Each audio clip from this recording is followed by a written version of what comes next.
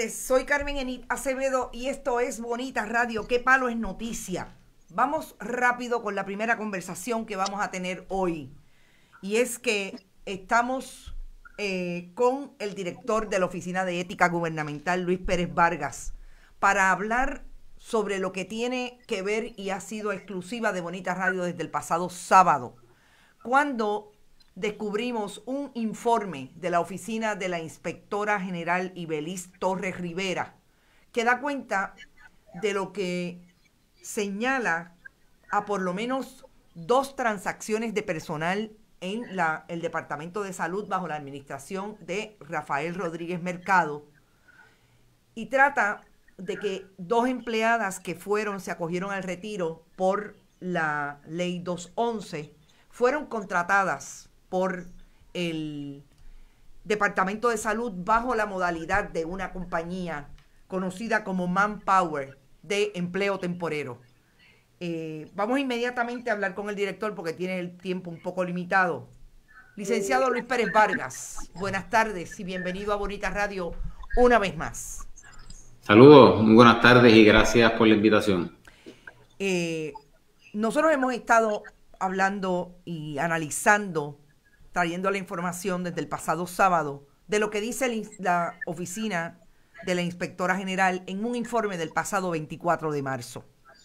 Nosotros tenemos ya comunicación con la inspectora, pero queríamos hablar con usted porque básicamente lo que está diciendo un inspector auxiliar, que no es la inspectora quien firma ese informe, ese inspector plantea que la contratación de estas 2 personas a poco menos de un mes de que se hayan acogido al retiro bajo la ley 211, al prerretiro,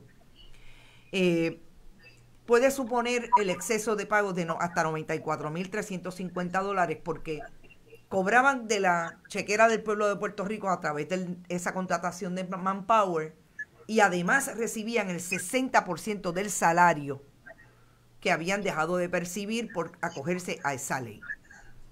Lo primero que nos llama la atención, y yo quisiera que usted nos aclarara, entendemos que ahí hubo 2 consultas a ética. Usted me corrige, en el caso de Esther Pérez Rusino las tenemos bastante claras, pero en el caso de Lisa Miranda Rodríguez, solamente tenemos una consulta a ética de mayo del 2020. ¿Usted nos podría clarificar ese tracto? Correcto. Lo que la oficina emitió en este particular es una del 2019 de la primera funcionaria que usted menciona, de nombre Esther, y la segunda de la señora Miranda, sobre ese particular. Antes de entrar de lleno, si usted que tiene acceso a la oficina le hizo llegar ambas comunicaciones, puede ver el tracto que se hizo en ambas, y por decirlo así, desde que este servidor es director, el asunto que ha traído una y otra vez los empleos por colocación de estas agencias de colocación en el gobierno de Puerto Rico y cómo la oficina ha ido variando la política en cuanto a trabajar este tipo de consultas una vez que nos vamos topando con cuál es la práctica de reclutamiento a través de estas agencias de colocación una vez una persona sale del gobierno o a través de reclutamiento de parientes que están en la misma agencia, y ambos asuntos los hemos ido trabajando desde el 2019 y hemos ido variando la forma de verlo al momento de aplicar nuestras recomendaciones. Cuando usted dice que varía la forma de verlo, en el 2020 volvieron a decirle a ética, al Departamento de Salud, en este caso a Lorenzo González Feliciano, y a Johnny Colón, que es el subsecretario de administración o la persona a cargo allí en el departamento de este tipo de trámite, que no había problema con la dispensa de Elisa Miranda. Con la autorización, sí. Si ustedes leen la consulta del 2019, la política de la oficina, porque la oficina prohíbe un contrato antes de los 2 años entre el patrono o anterior patrono con el servidor público. La variante aquí es las agencias de colocación. ¿Y cuál es la interpretación original que la oficina había dado? Porque si usted verifica, en ningún lado nosotros tampoco debemos conseguir un contrato que diga, en este caso, Departamento de Salud, con perencejo o sutanejo. Se estaba utilizando la figura de agencias de colocación. Obviamente en el 2019, que era la política anterior, la oficina mencionaba que al no ser un contrato entre las personas, era un contrato por un tercero, no entraba a consideración la ley de ética gubernamental. Luego, cuando este servidor viene a director ejecutivo y se emite la primera consulta, obviamente empiezan a llegar consultas sobre agencias de colocación y agencias de gobierno, a petición de las propias agencias de gobierno. Y es cuando empezamos a notar que sí se estaba utilizando la salida de un servidor público llegar por una agencia de colocación. Es cuando mencionamos que la agencia de gobierno debería mostrar la justificación para contratar a una persona antes del periodo de los 2 años, y le requerimos que aunque fuera con una agencia de colocación, como a quien se quería traer con nombre y apellido era un servidor público, tenían que mostrar las cualidades que a entender de ellos fueran excepcionales o justificar la necesidad del servicio, para entonces la oficina entrar a evaluar eso y poder autorizar la contratación, por decirlo de esa forma. Director, ¿a usted le parece, primero, usted ha visto el informe de la oficina del inspector general? Correcto, y lo tengo aquí conmigo, sí. Perfecto.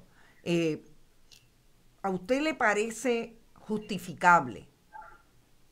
Para empezar, usted me está diciendo que le estaban dando la vuelta para, de alguna manera, utilizar un subterfugio, una figura diferente, y darle la vuelta y entrar por la cocina a ese funcionario.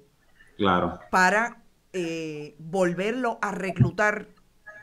En el caso de estas dos funcionarias, en menos de un mes, en el medio de la crisis más grande que ha tenido el gobierno de Puerto Rico, que logró el país sacar a un gobernador. Estamos hablando de agosto y septiembre del 2019.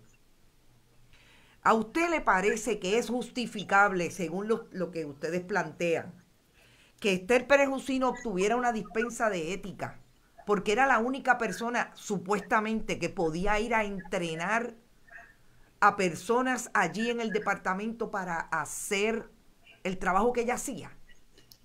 De ordinario, pudiera ser justificable, y me explico, cuando aquí llega esta agencia o alguna otra, ya sea porque cuando se crean estas ventanas de retiro, es para favorecer a cierta cantidad de servidores públicos, posiblemente el retiro se ha visto trastocado y le quieren dar esta oportunidad. Hasta ahí podemos decir que es genuino una ventana de retiro que se pueda abrir. Cuando podemos ver si es justificable o no que sea la persona, cuando una persona es una directora del departamento, y en el caso de la primera situación de hecho que estamos trabajando, lo que se le dijo en ese caso fue, bueno, si usted va a traer a esta persona, pues la utilizan para adiestrar a otra persona por el remanente del tiempo, y obviamente ya eso caducó. Si el Departamento de Salud aprovechó esa oportunidad para entrenar a posibles otras personas, por lo que se llama la transferencia del conocimiento, si nosotros conociéramos a los actores, pues eso fue lo que la oficina le dijo, utilícelo. Y al igual, si ustedes también ven la comunicación nuestra, siempre se le dice que justifica esta comunicación está basada en lo que usted nos trae ante nuestra consideración y elementos que usted nos reservamos. Si usted no trajo todos los elementos para que la oficina pudiera justificar, porque estamos hablando de sin número de agencias con diferentes solicitudes. El punto que le traje de cómo lo ven en el 2019 de la oficina, cómo lo vio en el 2020 y cómo lo está viendo ahora, actualmente en el proyecto de ley estamos haciendo claro el apartado que diga que no se puede contratar, ya sea con el propio empleado o por agencias de colaboración. Esa falta en la ley lo que permitía era que las personas vayan por un lado, si le quieren llamar puertas giratorias o la forma más fácil, de entrada y salida, porque para todos los efectos no hay un contrato formal entre el departamento y la persona. Y esa interpretación, igual que si ustedes pudieron ver la ley de retiro, cuando menciona que las personas que salen no pueden contratar con el gobierno, no sé el análisis que hará retiro sobre esta recomendación o informe que trae la oficina de la inspectora general, ver si ese contrato con un tercero entra bajo esa prohibición o es una forma también de darle la vuelta a la forma de contratación. Director, usted ha tocado un punto que es neurálgico en este informe y es precisamente que el inspector auxiliar determina que tanto a la oficina de ética como allí mismo en la oficina del Departamento de Salud no se incluyó el nombre de estas dos personas como las que estaban solicitando o eran personas que estaban hábiles para acogerse al prerretiro. A usted le entregaron toda la información para lograr una dispensa en favor de estas dos personas.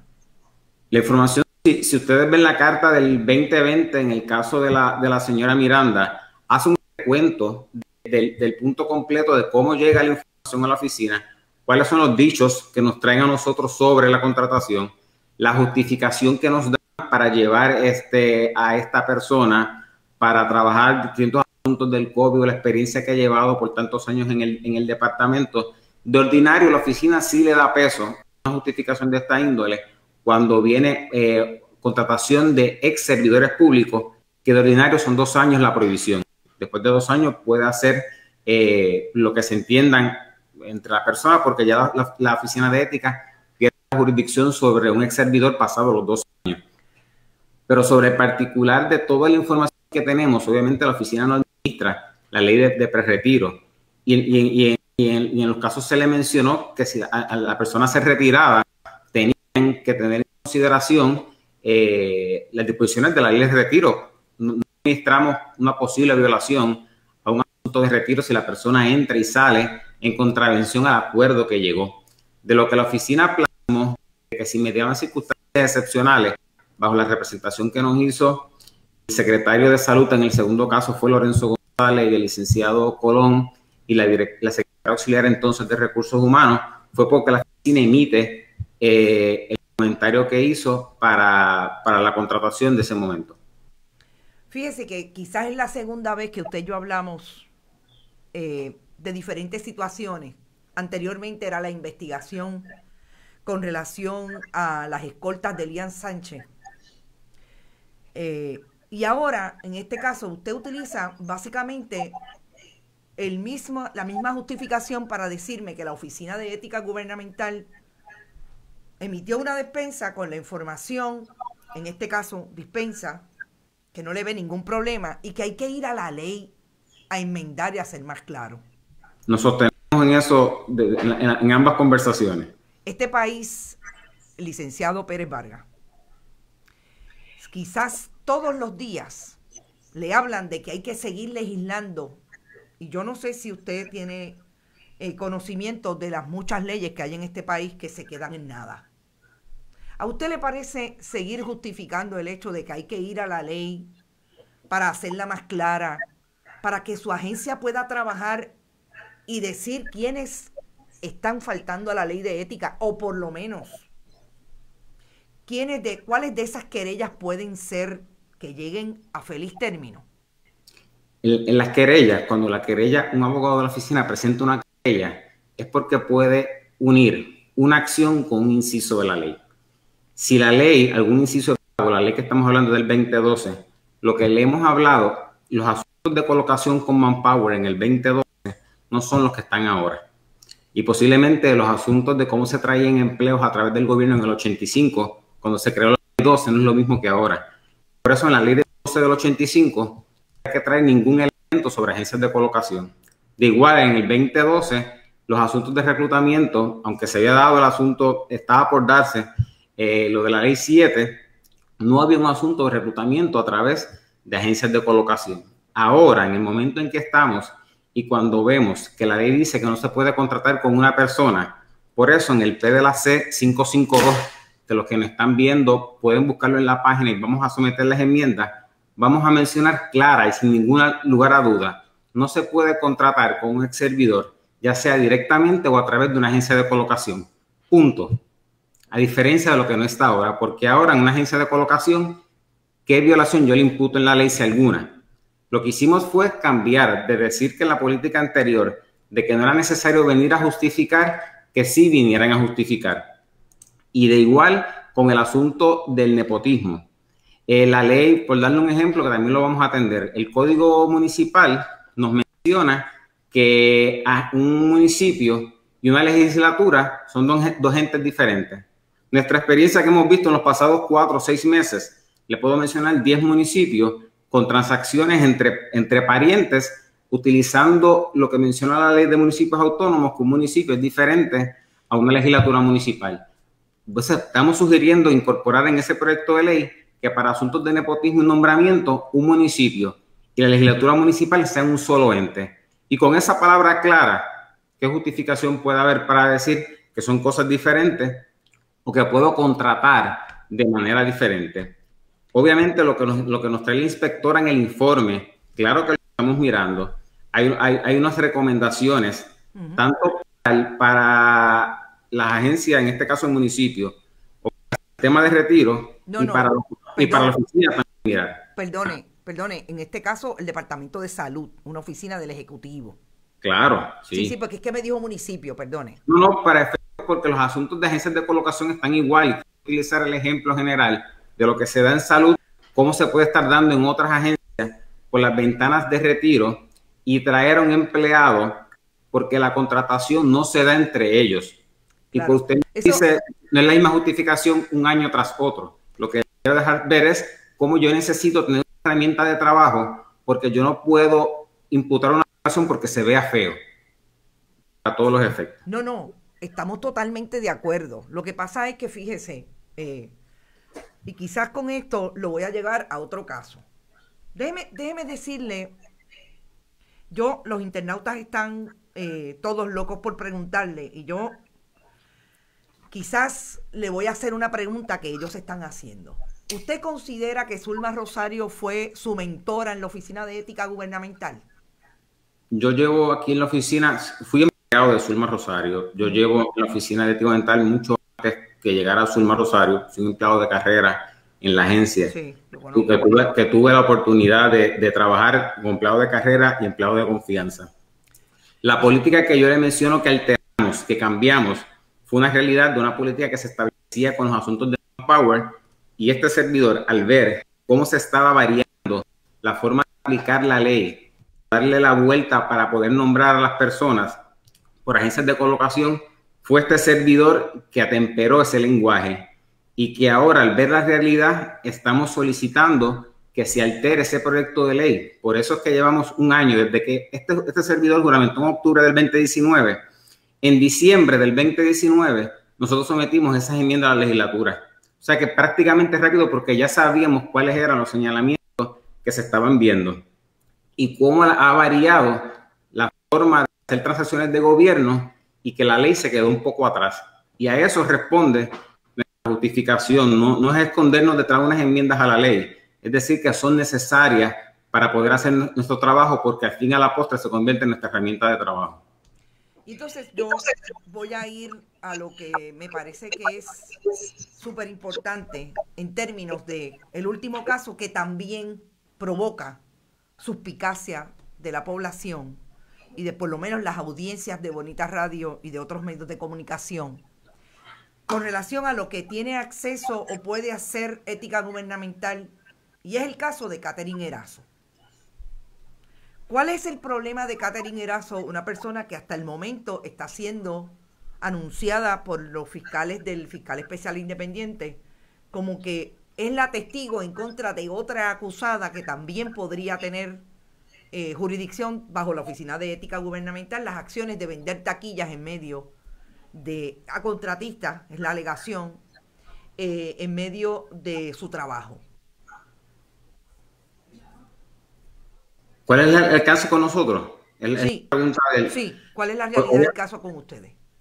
Del caso de ella con nosotros, ninguna, porque para todos los efectos ella no es una servidora pública, ella es una contratista de gobierno, y ahí es cuando entra el Código de Ética de Contratista, que es una ley que está incluida dentro del Código Anticorrupción, pero cualquier acción de un contratista la atiende su propia agencia o el Departamento de Justicia si hay violación de un contratista en sus funciones. ¿Usted le envió el caso de Catherine Erazo al Departamento de Justicia?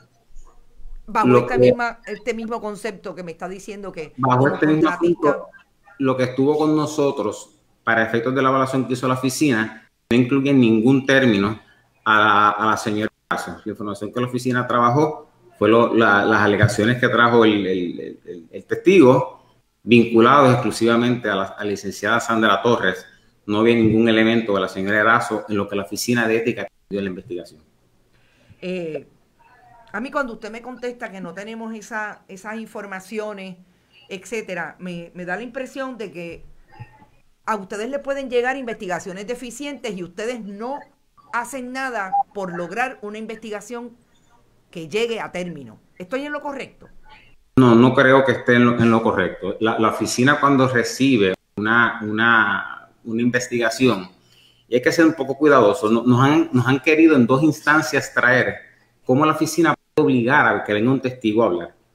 Y entonces la oficina, cuando conoce que hay investigaciones penales activas, la oficina puede obligar a la persona a testificar. Claro que sí, y lo hemos hecho. Y si la persona se niega, puede ir al tribunal y decir que venga aquí y testifique.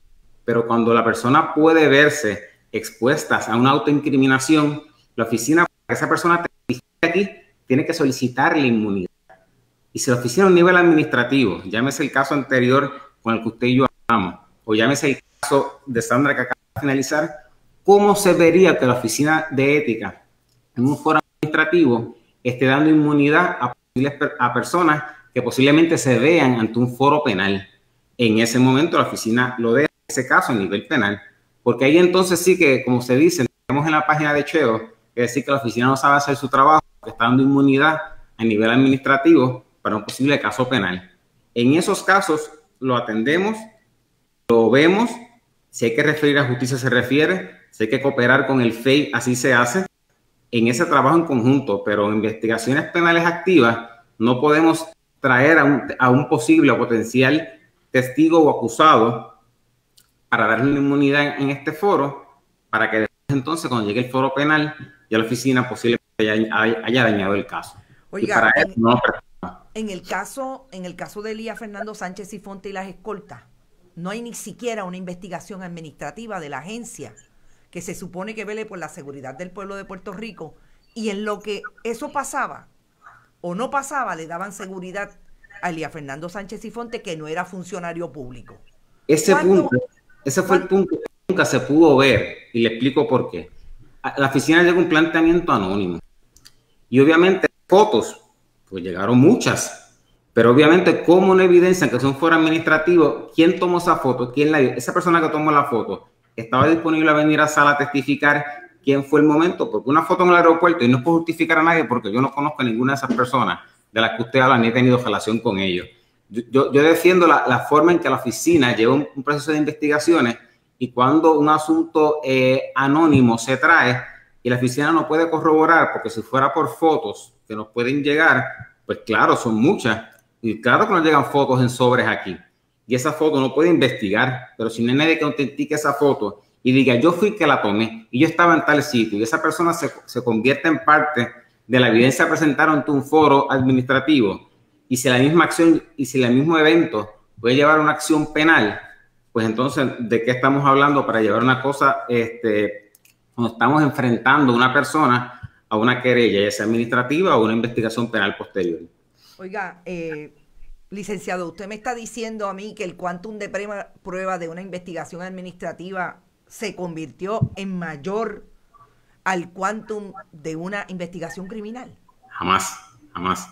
Pues entonces, honestamente, no entiendo el ejemplo. Entonces, no entiendo el ejemplo de autenticar la foto. Pero bueno, vamos a la última pregunta. La foto yo puedo usar un caso, no, porque el programa suyo es educativo. Tenemos que usarlo de la forma correcta. Y todos los miles de personas que la están siguiendo deben conocer que por yo coger un papel y decir, yo creo que esta hoja fue la foto, y esta foto que está la persona parada en la calle pidiendo que se montó de gobierno con una escolta a cierta hora. Y el foro administrativo, aunque sea preponderancia de la prueba, no funciona de esa forma. Y es bueno que su audiencia y que la audiencia lo entienda bien. No sé, yo le agradezco que usted reconozca que aquí es donde único usted tiene la oportunidad de explicar. Pero nosotros también nos preparamos para hacer las entrevistas. Claro. Nosotros llevamos muchos años viendo casos, y yo nunca había visto no solamente una oficina administrativa, ahí está el Departamento de Justicia, que tiene más fiscales asignados a los políticos en el Capitolio que dirigiendo los procesos para llevar a los tribunales a quienes violan las leyes en Puerto Rico. Nunca en los 30 años, y tengo solamente 56, 35 años que llevo en el periodismo activo, sobre todo haciendo investigación de los procesos judiciales y de los procesos administrativos, porque mi carrera básicamente ahí es donde está. Pero yo quiero hacerle la última pregunta, y es con relación al caso inicial del Departamento de Salud. Usted me dice que usted no entiende, usted que dirige la oficina de ética después de haber sido un empleado de carrera de esa oficina, que en un momento en la historia, desde que en los años 80 se creó, tuvo mucho lustre con relación a lo que se quería lograr, que era encauzar los casos de aquellos que violaban las reglamentaciones éticas del gobierno de Puerto Rico, desde un lápiz hasta los que venden taquillas y otras cosas peores.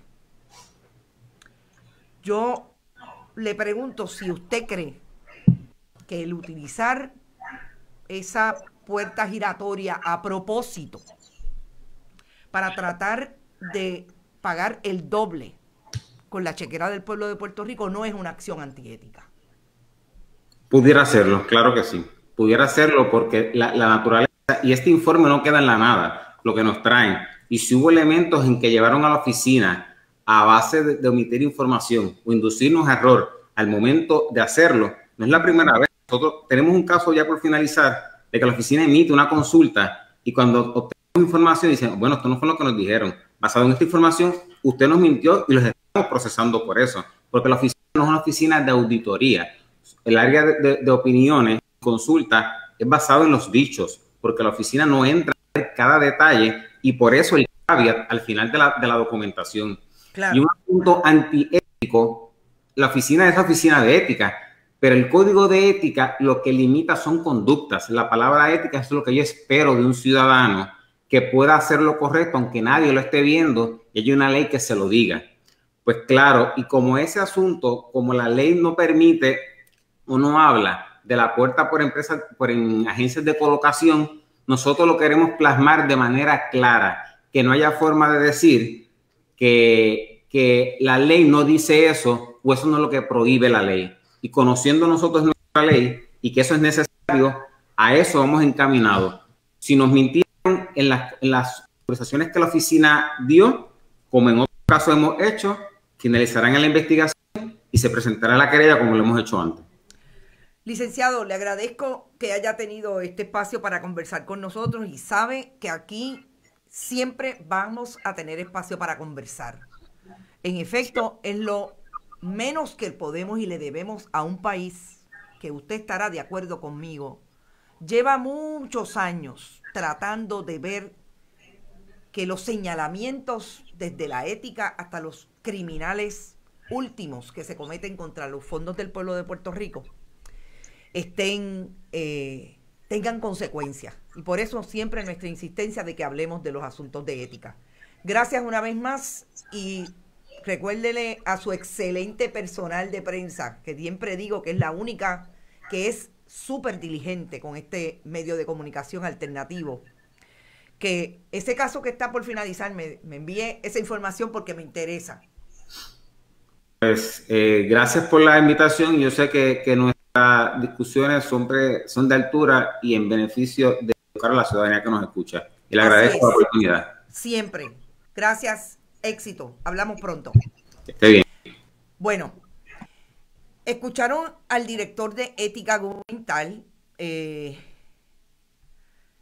hablar sobre el caso de Lisa Miranda y la exdirectora de presupuesto del Departamento de Salud. Yo no creo que debo decir más sobre si Esther Pérez Jusino fue antiética, si Lisa Miranda Rodríguez fue antiética. Ahí está la posición de la Oficina de Ética Gubernamental cuando establece que la ley no le daba la potestad de ir a determinar lo que hoy la oficina del inspector general ha determinado, que es posible que ambas funcionarias se hayan llevado al bolsillo $94,350 sin haber cumplido con lo que, según el director, es lo más importante desde el punto de vista de la Oficina de Ética, es que los seres humanos, ciudadanos que van a laborar contra la chequera de Puerto Rico, sean éticos y no violen la ley de ética gubernamental. Y los responsables de su contratación también son antiéticos, definitivamente. Estoy de acuerdo con Ricardo Vargas Molina. ¿Qué está diciendo Robert Baldwin? Luis Burgos, saludos. Ángel Gabriel también está por ahí. Hay que estar pendiente del veredicto, sí. Vamos a hablar de el Departamento de Educación y sí hay que estar pendiente del veredicto de Chauvin, el policía que dejó por un espacio de 6 a 7 minutos, y creo que fueron 9 minutos, su rodilla contra el ciudadano negro que murió a manos de la policía. Vamos a estar pendiente a eso. Gracias por educarnos con la verdad, dice Ivonne de Los Ángeles. Fueran las mentiras. La verdad que uno se queda atónito. Pero vamos a hablar de dos temas que yo creo que tenemos que repasar. Y uno definitivamente tiene que ser el caso del designado al Departamento de Educación cuando el gobernador Pedro Pierluisi tuvo que retirar el nombramiento de Elba Aponte Santos. El designado era nada más y nada menos que el administrador de corrección. Jesús González Cruz fue el administrador de corrección cuando la administración de Luis Fortuño. El gobernador Pedro Pierluisi lo designa, es el subsecretario de Administración del Departamento de Educación, y dice Pedro Pierluisi que el designado no tiene que pasar por el sedazo de la Cámara. Recordemos que estamos hablando de un funcionario de gabinete que tiene que pasar el consejo y consentimiento, en este caso, de el Senado de Puerto Rico y la Cámara de Representantes. Dice Pedro Pierluisi: me parece inconcebible que el presidente del Senado pretenda paralizar un interinato en el Departamento de Educación durante un corto tiempo, en lo que someto al Senado de Puerto Rico un candidato para la Secretaría de Educación. Espero que el presidente del Senado reconsidere su posición en aras de garantizar la continuidad de los servicios en el departamento, cuya misión tiene la más alta prioridad. ¿Qué quiere decir esto? Que Pedro Pierluisi entiende que como su secretario de administración va a ser interino en lo que él consigue un secretario en propiedad o secretaria en propiedad, este interinato no tiene que pasar por el consejo y consentimiento de la Cámara y el Senado. ¿No es esto la puerta giratoria de la que estábamos hablando ahora, que dos funcionarias del Partido Nuevo Progresista en el Departamento de Salud, después de acogerse a un prerretiro, Rafael Rodríguez Mercado y en otro momento Lorenzo González Feliciano, le pidieron a Ética una dispensa para contratarlas por Manpower, obteniendo doble compensación de la chequera del pueblo? Esta no es la puerta giratoria, la modalidad de la puerta giratoria de Pedro Pierluisi para ganar tiempo, si es que lo gana. Porque fíjense que él no está diciendo cuánto le va a tomar conseguir esa persona designado al secretario, a la Secretaría de Educación. Entonces, ¿de qué estamos hablando? Que el gobierno de Puerto Rico, Pedro Pierluisi, pretende gobernar por decreto. ¿Y cuál es la prisa del interinato a no se sabe qué término? ¿Por ¿Por qué? Este es el secretario de administración, que yo no sé qué sabe, y yo quisiera saber qué sabe de educación este licenciado. Esto no es el caso de un secretario de administración que es el que está firmando los contratos de los amigos del alma en el Departamento de Educación. Este no es el posible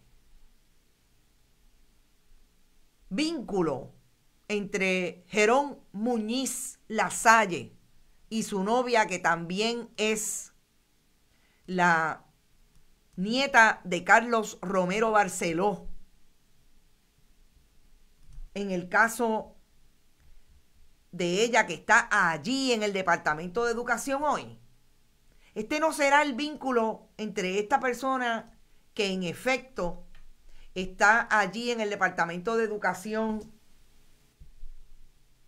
como ayudante de la secretaria, de la pasada secretaria que está allí. Bueno, no era ayudante de la pasada secretaria, perdón. Michelle Romero, la compañera de Jerón Muñiz Lasalle, está en la oficina de la división legal. No sé si es abogada. Hasta el momento me dicen que no es abogada. Que lo único que hacía, y que lo comparte con Jerón Muñiz Lasalle y Tomás Rivera Chats, es precisamente el montar a caballo. Es una entusiasta de la equitación. Entonces, ¿de qué estamos hablando? La prisa del Ejecutivo de dejar al que firma los contratos. Porque por ahí se le están yendo por el chorro una vez más los fondos de reconstrucción. Porque por ahí están las diferentes contrataciones a personas que no se sabe qué saben de rehabilitación, como se ha identificado que había nuevas compañías allegados a la pasada secretaria. Esos son los que firman, este licenciado es el que firma el contrato de Carlos Molina, porque aparentemente está buscando un contrato con AK Consulting LLC, la firma que registró en enero del 2021 después que sabía que había perdido la poltrona municipal de Arecibo. Son las preguntas que quedan en el tintero y me parece que son las más importantes. Y el choque está ahí. José Luis Dalmau insiste en que el Código Político, en su artículo 172, establece que en caso de muerte, renuncia o separación del jefe de algún departamento, oficina o negociado del gobierno estatal, o de la incapacidad o ausencia temporal de el auxiliar delegado del respectivo departamento o oficina o negociado, siempre que la ley no dispusiera en contrario, ejercerá el cargo de dicho jefe, mientras se nombre e instale al respectivo sucesor o cese dicha incapacidad o ausencia. Pero Pierluisi insiste en que el artículo aplica a menos de que mediara una ley que establezca el proceso de sucesión, y la ley de reforma educativa del 18 no estipula sucesión. Qué interesante. O sea que lo quieren dejar per seculam seculorum. Eso con relación al designado, que como les digo, sabe, y el choque sigue siendo entre Pedro Pierluisi y José Luis Dalmau. Anteriormente sabemos que José Luis Dalmau había sido bastante tímido con relación a las posiciones que asumía en relación a los nombramientos. Dejó de hacerlo y a otros temas como la ley que prohibiría las terapias de conversión, que no se ha dicho nada. Interesante, no se ha dicho nada. Pero ahora parece que un poco imitando o de alguna manera trayendo lo que aparenta ser un estilo distinto en la Cámara de Representantes con Tatito Hernández, parece que José Luis Dalmau le va igualmente a procurar al Ejecutivo que hay que gobernar con un gobierno compartido en términos de la legislatura. El 32% todo lo aplaude y da por bueno mientras le prometen la estadidad. Luis Burgos, así es. Mac Scott, que sigan covidiota chinchorreando en el jandeo asesino, dice Denise Debord.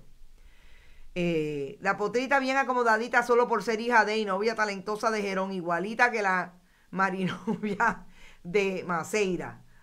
Dice Milagro Fernández, saludos Milagro. Pipo se cree el San Pedro el Grande. Bueno, entonces como último tema, yo quisiera traer el asunto del COVID desde el punto de vista desde que desde esta mañana están hablando, o por lo menos fue algo que dijo el secretario del Departamento de Salud. Bueno, y parece que ahora salió la orden administrativa. El secretario del Departamento de Salud había dicho que iba a haber un cambio en el asunto de los entrantes, de los viajeros que lleguen a Puerto Rico. Supuestamente, y esto salió ahora, supuestamente dice hay una nota de una alegada orden administrativa del Departamento de Salud que va a establecer una multa de $300 para todo aquel viajero que llegue al aeropuerto y no tenga una prueba, el resultado de una prueba negativa, molecular o PCR de COVID-19. Van a tener 48 horas para realizarse el examen y presentar el resultado. Si no, le van a dar la multa. Yo lo que me pregunto es, ¿quién va a monitorear a esta gente? ¿Quién va a estar detrás de que en efecto esta gente se haga la prueba? Porque si no, le van a imponer la multa de $300. ¿Quién le va a imponer la multa? ¿Cómo los van a encontrar?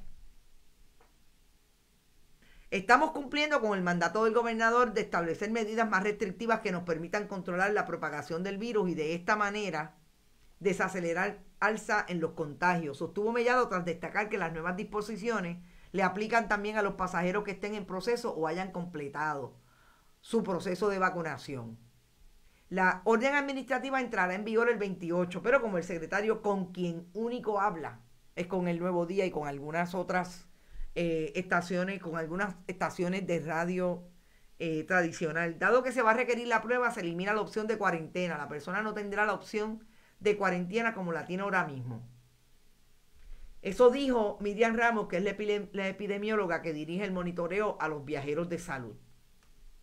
Yo insisto, ¿quién va a hacer la búsqueda de estas personas para los que no se hagan la prueba y no tengan un resultado en 48 horas? En 48 horas le van a imponer la multa. Alguien que me diga, ¿cuándo llega un policía a su casa en 48 horas que usted lo ha llamado porque tiene un asunto que compartir con la policía? Yo no estoy diciendo en una emergencia de menos de 2 horas que no llegan. En 48 horas, ¿cuándo? Nadie, porque no monitorean los locales, van a monitorear viajeros. No hay quien fiscalice la orden ejecutiva. Yo quisiera que alguien me dijera, hasta donde tengo entendido, las líneas aéreas no deben admitir viajeros sin una prueba de COVID con resultados negativos de menos de 3 días. Pues yo te tengo que decir que la experiencia que yo tengo es que la línea aérea no te pregunta si tienes una prueba de COVID. Te preguntan aquí cuando llegas al país. Aquí es donde te preguntan. Así que, no sé, me da la impresión de que no. Bueno, eso es todo por ahora. Nos tomó más tiempo. Obviamente teníamos que entrar en esa importante entrevista con el director de ética gubernamental. Importante. Alexa Paola, sí te preguntan. Sí, la línea aérea. A mí no me preguntó. Perdón. A mí no me preguntó. Bueno, quizás a mí no me preguntan, pero yo fui la semana pasada, no me preguntaron cuando me monté en el avión, me preguntaron en Puerto Rico y obviamente ya yo tenía la prueba y traje la evidencia, pero, y el que no lo quiera hacer. Honestamente, Alexa Paola, a mí no me preguntaron. La línea aérea, no. Cuando viaje no me la pidieron, dijeron que le pedían en Nueva York, dice Lourdes Río. A mí tampoco. Nunca me la pidieron. Bueno, nosotros nos vamos. Recuerden, estamos en bonitasradio.net. Allí usted puede donar a través de PayPal y tarjetas de crédito. También pueden hacerlo a través de la Fundación Periodismo 21 en su ATH móvil. American Airlines no me dejó salir de México sin la prueba. Pues será American Airlines en México. Porque de verdad, me monté la semana pasada en un avión para salir de Puerto Rico. Llegué a Estados Unidos, vine en 2 días y no me preguntaron ni para salir ni para regresar. Fundación Periodismo 21 también recibe cheques o giros postales a través del correo general Fundación Periodismo 21, PMB 284, PO Box 1940, San Juan, Puerto Rico 00919-4000. Recuerde que estamos en todas las redes sociales. YouTube, se suscribe y le activa la campanita. Siempre tenemos los programas allí tipo Premier. Bonita-radio en Twitter. También Bonita Radio en Instagram. Y estamos acogiendo las recomendaciones de algunos de ustedes para hacer clips de los diferentes programas y colocarlos allí en Instagram. También recuerde que estamos en iVoox, iTunes y Spotify tipo podcast. Todos los programas de Bonita Radio siempre están ahí. Y de ahora en adelante también encontrarán los de plan de contingencia, a quienes vamos a entrevistar esta misma semana y los vamos a presentar nuevamente sin problemas técnicos. Y recuerden, Vega Alta Coop, de tu lado siempre, la cooperativa Abraham Rosa, y también está con nosotros auspiciando nuestros programas, Buen Vecino Café. Éxito, no se olvide que por ahí estamos y vamos a seguir estando, siempre y cuando podamos seguir manteniendo este nivel de trabajo para ustedes, las audiencias que necesitan información y mejor periodismo. Éxito, hasta mañana a las 11 en Esto es lo Último. Que descansen.